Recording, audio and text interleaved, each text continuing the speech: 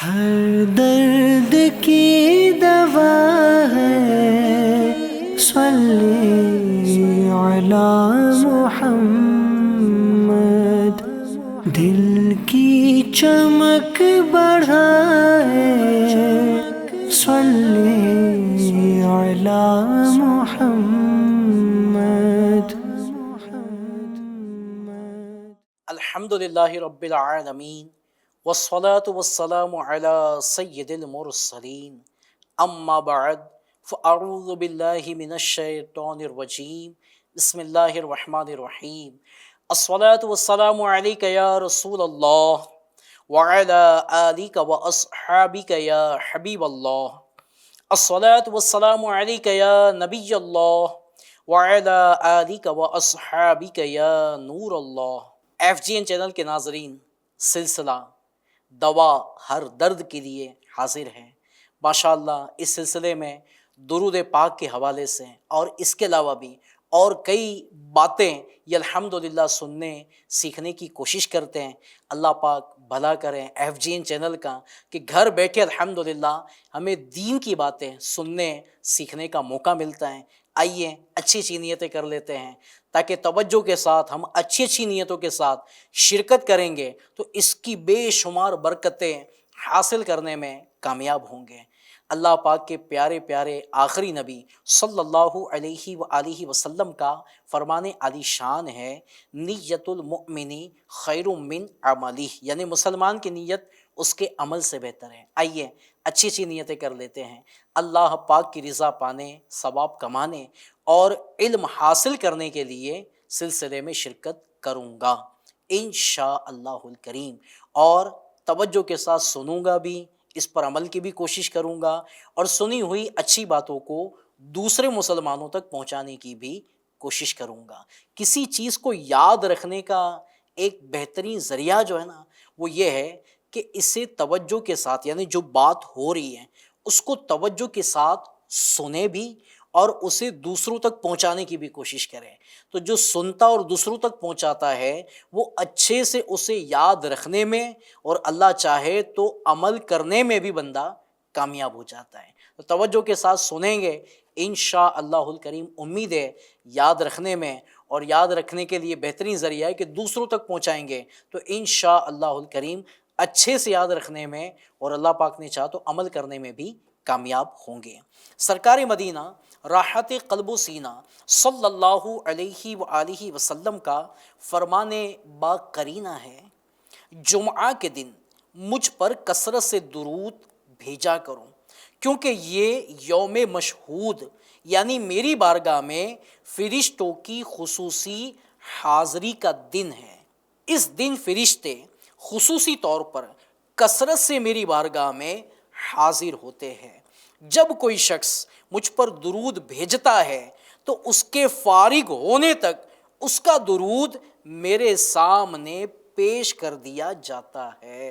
حضرت سیدنا ابو درداء رضی اللہ تعالیٰ عنہ کا بیان ہے کہ میں نے عرض کیا، یا رسول اللہ صلی اللہ علیہ وآلہ وسلم، اور آپ کے وصال کے بعد کیا ہوگا؟ ارشاد فرمایا، ہاں میری ظاہری وفات کے بعد بھی میرے سامنے اسی طرح پیش کیا جائے گا۔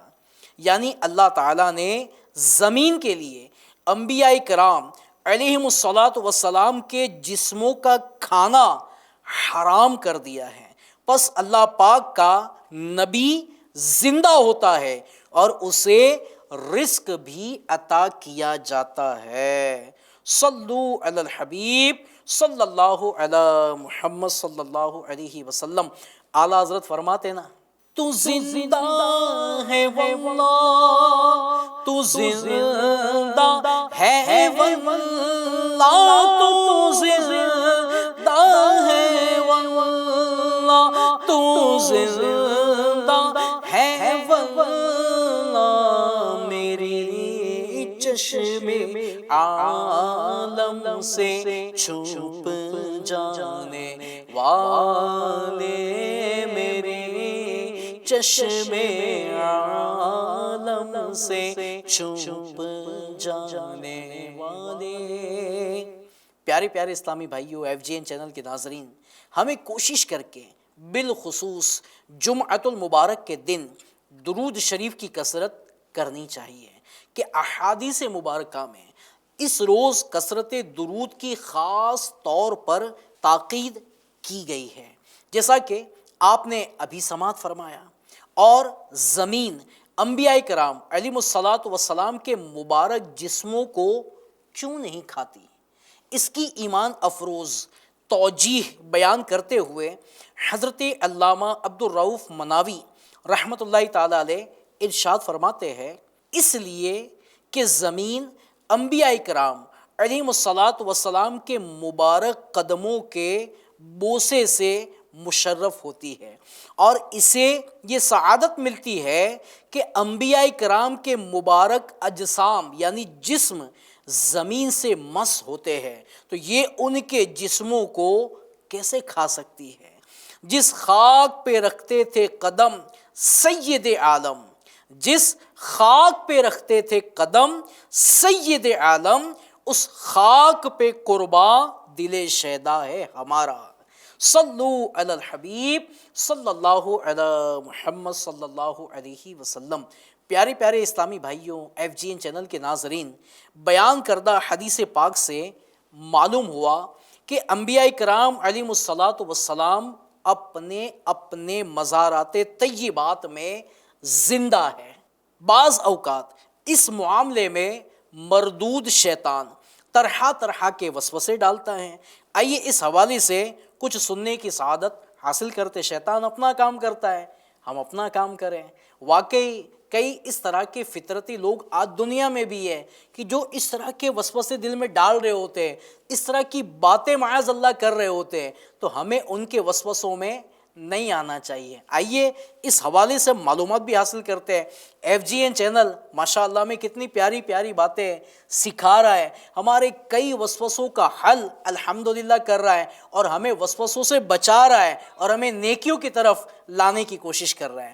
صدر الشریعہ بدر الطریقہ حضرت علامہ مولانا امجد علی اعظمی رحمۃ اللہ تعالی علیہ تحریر فرماتے ہیں، انبیاء علیہ السلام اپنی اپنی قبروں میں اسی طرح بحیات حقیقی زندہ ہے جیسے دنیا میں تھے، کھاتے پیتے ہیں، جہاں چاہے آتے جاتے ہیں، تصدیق وعدہ الہیہ کے لیے ایک آن کو ان پر موت طاری ہوئی، پھر بدستور زندہ ہو گئے۔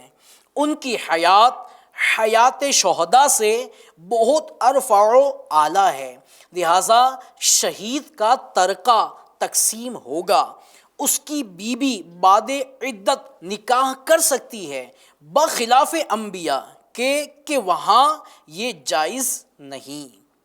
ایک اور مقام پر ارشاد فرماتے ہیں، انبیاء علیہ الصلاۃ والسلام اور اولیاء کرام و علماء دین و شہداء و حافظان قرآن کہ قرآن مجید پر عمل کرتے ہو، اور وہ جو منصب محبت پر فائز ہے، اور وہ جسم جس نے کبھی اللہ پاک کی معصیت نہ کی، اور وہ کہ اپنے اوقات درود شریف میں مستغرق رکھتے ہیں، ان کے بدن کو مٹی نہیں کھا سکتی۔ جو شخص انبیاء کرام علیہ الصلاۃ والسلام کی شان میں یہ خبیث کلمہ کہے کہ مر کر مٹی میں مل گئے، معاذ اللہ، گمراہ، بددین، خبیث، مرتکب توہین ہے۔ ایسا بولنے والے بھی آج شیطان کے بھائی اس دنیا میں موجود ہیں، جو معاذ اللہ یہ کہتے ہیں کہ نبی انبیاء کرام جو ہے یہ معاذ اللہ ثم معاذ اللہ کہ وہ مر کر مٹی میں مل گئے، خاک ہو گئے، اس کے منہ میں خاک جو یہ بولے، یہ خبیث اور بدترین آدمی ہے۔ اللہ پاک ایسوں کے سایوں سے بھی ہمیں محفوظ فرمائے۔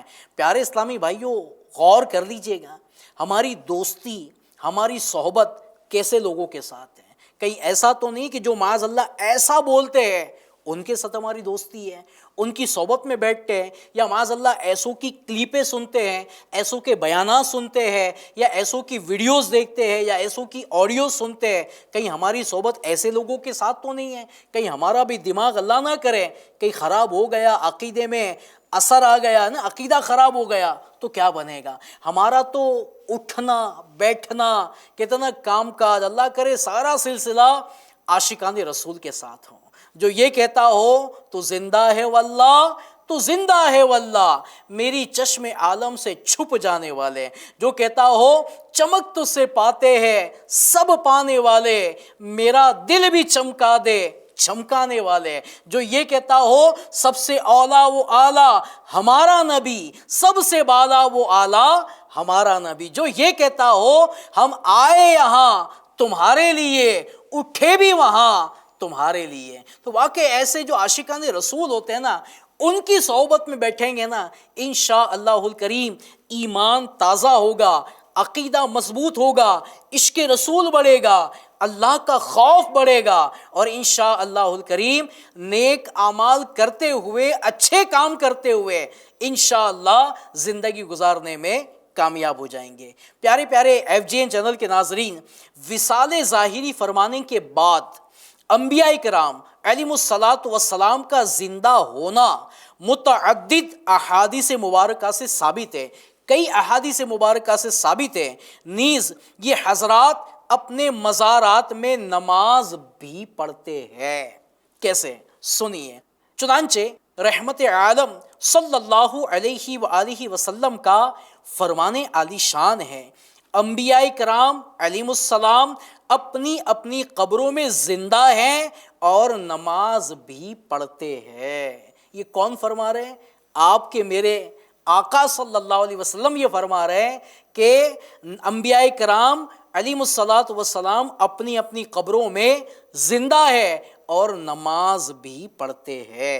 اور ایک حدیث پاک سنیے، اللہ پاک کے آخری نبی صلی اللہ علیہ وسلم نے ارشاد فرمایا، معراج کی رات میرا گزر سرخ ٹیلے کے پاس سے ہوا تو میں نے دیکھا کہ حضرت موسیٰ کلیم اللہ علی نبینا علیہ الصلاۃ والسلام اپنی قبر میں کھڑے ہوئے نماز پڑھ رہے ہیں۔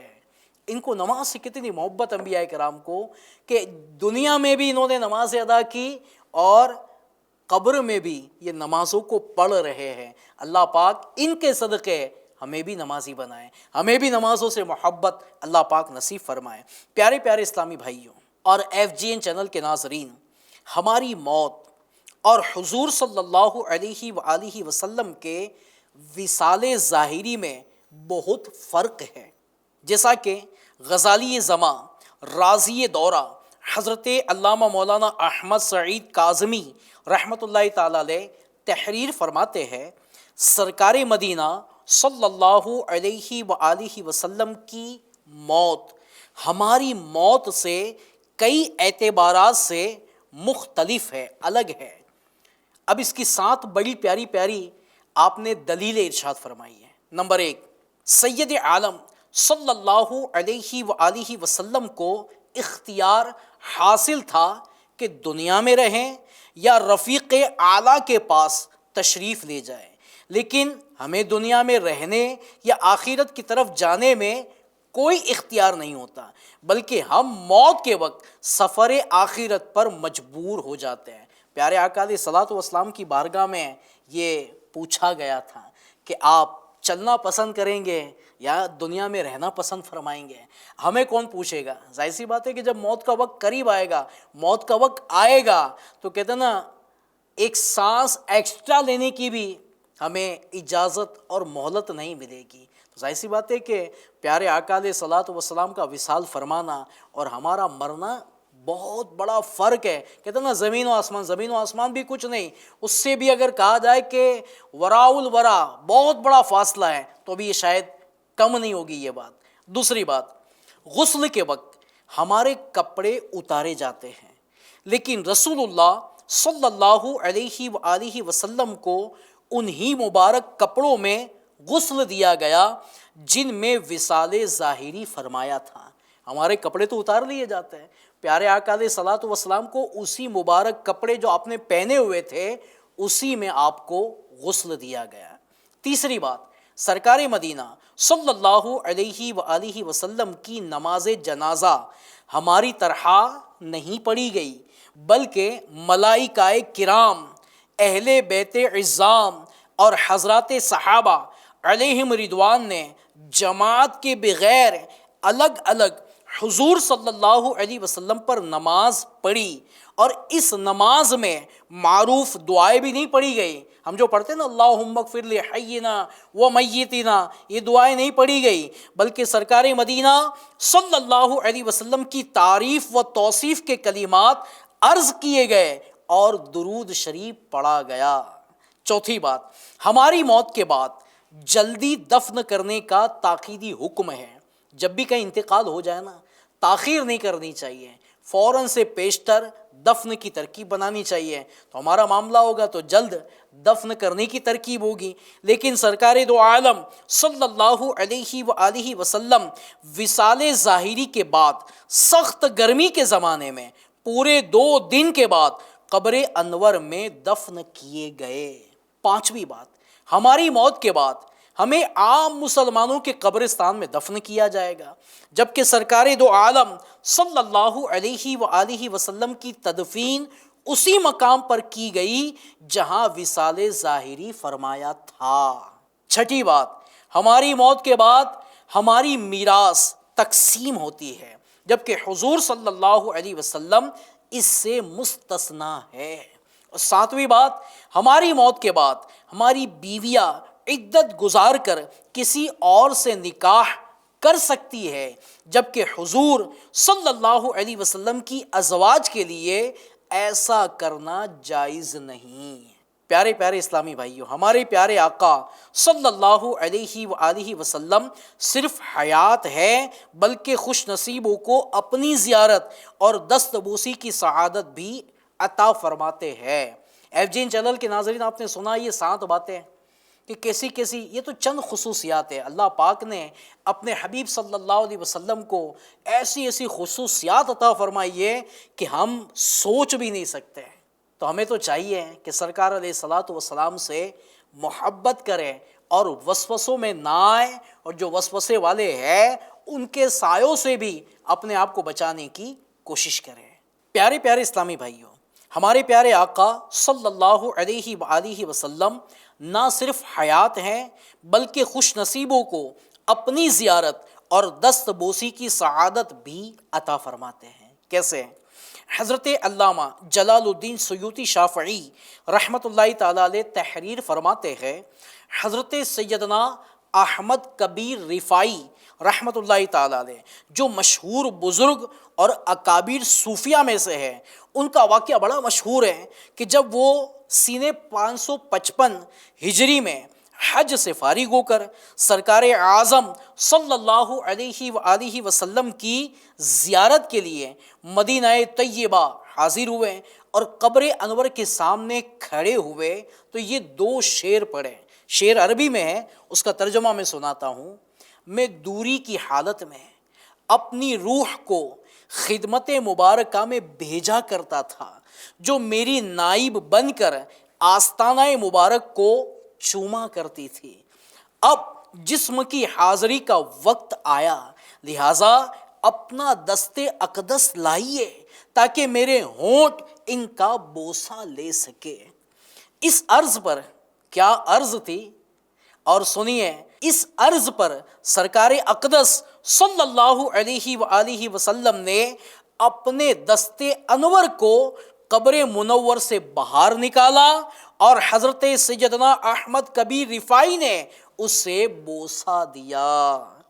اس وقت مسجد نبوی میں کئی ہزار افراد موجود تھے جنہوں نے دست اقدس کی زیارت کی. تو زندہ ہے واللہ، تو زندہ ہے واللہ، تو زندہ ہے واللہ، تو زندہ ہے واللہ، میرے چشم عالم سے چھپ جانے والے، میرے چشم عالم سے چھپ جانے والے. اور سنیے ایف جی این چینل کے ناظرین، حضرت سیدتنا عائشہ صدیقہ رضی اللہ تعالی عنہا کا بھی یہی عقیدہ تھا۔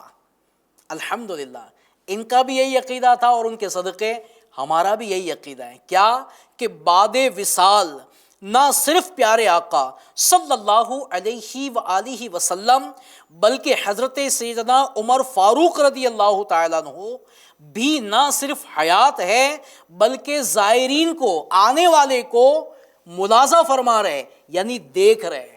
کیسے؟ سنیے، چنانچہ ام المؤمنین حضرت سیدتنا عائشہ صدیقہ رضی اللہ تعالی عنہا ارشاد فرماتی ہے، جب میں اس حجرہ مبارکہ میں داخل ہوتی جہاں سرکار مدینہ صلی اللہ علیہ وآلہ وسلم اور میرے والد حضرت سیدنا ابو بکر صدیق رضی اللہ تعالیٰ عنہ مدفون تھے۔ پہلے پیارے آقا علیہ الصلوۃ والسلام تشریف لائے، پھر صدیق اکبر رضی اللہ تعالیٰ عنہ کو سعادت بخشی۔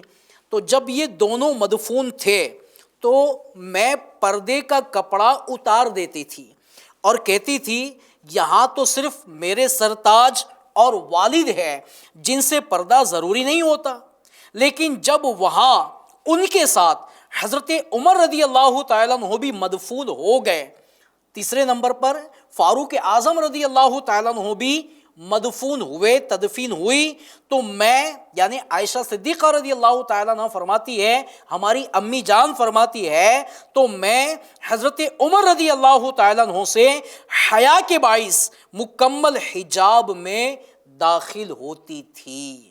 پیارے پیارے اسلامی بھائیوں، یہ روایت اس بات پر دلیل ہے کہ حضرت سیدتنا عائشہ صدیقہ رضی اللہ تعالی عنہا کو اس بات میں کوئی شک نہ تھا کہ حضرت سیدنا عمر فاروق رضی اللہ تعالیٰ عنہ وصال ظاہری کے بعد بھی زندہ ہے اور اپنی قبر سے انہیں دیکھتے ہیں، اسی لیے آپ حجرہ مبارکہ میں داخل ہونے سے پہلے پردہ فرما لیا کرتی تھی۔ مفسر شہیر حکیم الامت حضرت مفتی احمد یار خان رحمۃ اللہ تعالی علیہ اس حدیث پاک کے تحت فرماتے ہیں، اس حدیث پاک سے بہت سے مسائل معلوم ہو سکتے ہیں۔ ایک یہ کہ میت کا بعد وفات احترام کرنا چاہیے، فقہا فرماتے ہیں کہ میت کا ایسا ہی احترام کرے جیسا کہ اس کی زندگی میں کرتا تھا۔ دوسرا یہ کہ بزرگوں کی قبور کا بھی احترام اور ان سے بھی شرم و حیا کرنی چاہیے۔ تیسرا یہ کہ میت قبر کے اندر سے باہر والوں کو دیکھتی اور انہیں جانتی پہچانتی ہے۔ دیکھو حضرت عمر رضی اللہ تعالی عنہ سے عائشہ صدیقہ رضی اللہ تعالی عنہا ان کی وفات کے بعد شرم و حیا فرما رہی ہے، اگر آپ باہر کی کوئی چیز نہ دیکھتے تو اس حیا فرمانے کا کیا معنی ہے؟ امیر المؤمنین حضرت سیدنا عمر فاروق رضی اللہ تعالیٰ عنہ کی بعد وصال حیات اور مزار میں جسم مبارک کے سلامت ہونے پر بخاری شریف کی یہ روایت بھی دلیل ہے۔ کون سی روایت؟ چنانچہ حضرت سیدنا عروہ بن زبیر رضی اللہ تعالیٰ عنہ سے روایت ہے کہ خلیفہ ولید بن عبد الملک کے زمانے میں جب روضہ منورہ کی دیوار گر گئی اور لوگوں نے 87 ہجری میں اس کی تعمیر شروع کی تو بنیاد کھودتے وقت ایک قدم ظاہر ہوا، اس پر لوگ گھبرا گئے اور انہوں نے گمان کیا کہ شاید یہ سرکار مدینہ صلی اللہ علیہ وسلم کا قدم شریف ہے اور وہاں کوئی جاننے والا نہ ملا، تو حضرت سیدنا عروہ بن زبیر رضی اللہ تعالیٰ عنہ نے فرمایا یعنی خدا کی قسم یہ حضور صلی اللہ علیہ وسلم کا قدم شریف نہیں بلکہ یہ حضرت سیدنا عمر فاروق رضی اللہ تعالیٰ عنہ کا قدم مبارک ہے۔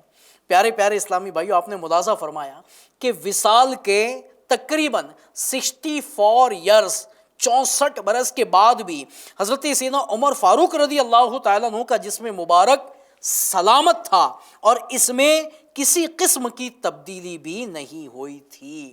تو پیارے پیارے اسلامی بھائیوں، انبیاء کرام علیہم الصلاۃ والسلام کی برزخی زندگی ہماری برزخی زندگیوں کی طرح نہیں، بس صرف فرق اتنا ہے کہ وہ ہم جیسے لوگوں کی نگاہوں سے اوجل ہے، جیسا کہ حضرت سیدنا شیخ حسن شرم بلالی رحمۃ اللہ تعالیٰ علیہ تحریر فرماتے ہیں، یعنی یہ بات ارباب تحقیق کے نزدیک ثابت ہے کہ حضور صلی اللہ علیہ وسلم زندہ ہے، آپ پر روزی پیش کی جاتی ہے، ساری لذت والی چیزوں کا مزہ اور عبادتوں کا سرور پاتے ہیں، لیکن جو لوگ بلند درجوں تک پہنچنے سے قاصر ہے ان کی نگاہوں سے اوجھل ہے۔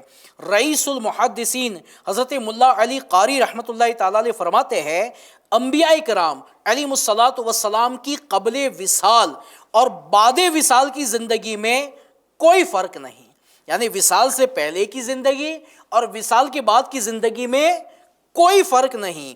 اسی لیے کہا جاتا ہے کہ محبوبان خدا مرتے نہیں بلکہ ایک گھر سے دوسرے گھر میں منتقل یعنی ٹرانسفر ہو جاتے ہیں۔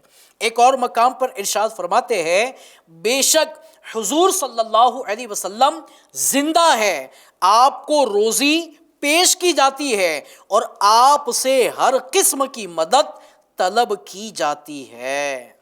مانگیں گے مانگے جائیں گے، منہ مانگی پائیں گے، سرکار میں نہ لا ہے نہ حاجت اگر کی ہے۔ پیارے پیارے اسلامی بھائیوں، میرے آقا اعلیٰ حضرت رحمۃ اللہ تعالیٰ علیہ نے حیات انبیاء علیہ الصلاۃ والسلام کے اسلامی عقیدے کو اپنے ایک کلام میں انتہائی پیارے انداز میں بیان کیا ہے۔